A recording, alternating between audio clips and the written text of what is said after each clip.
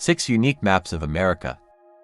Before everyone had a cell phone with GPSs in their pocket, people used maps to find their way from point A to point B without getting lost. Nowadays, we have maps for everything from land elevation to animal location origins. So here are just a few of the more interesting ones.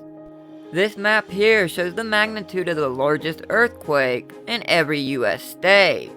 So in reality, no matter where in America you live, you run the risk of getting caught in an earthquake. That being said, there is a dramatic difference between a massive 9.2 magnitude earthquake and a smaller 4.7 one. That and frequency also plays a role. If a tree falls and no one is around to hear it, does it still make a noise?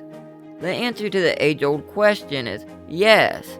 And this map here shows natural loudness measured in decibels by the noises of the wild.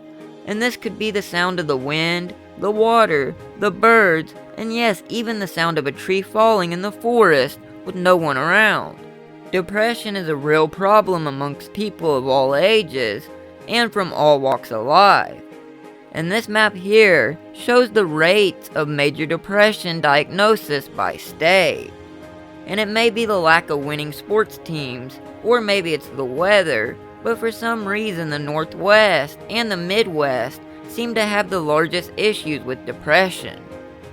Nowadays it wouldn't be uncommon to see a map for human diversity, but this is a map for tree diversity.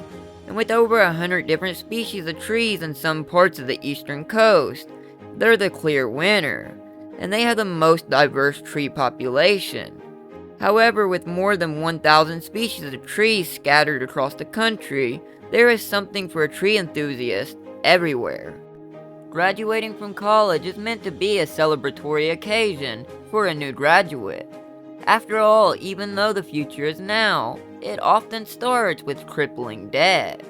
Upon graduating, most graduates owe more in college debt than the average American earns in 1 year. It's crazy to think that the average annual salary needed to buy a house in New York City is almost double that of being a homeowner in sunny Tampa Bay.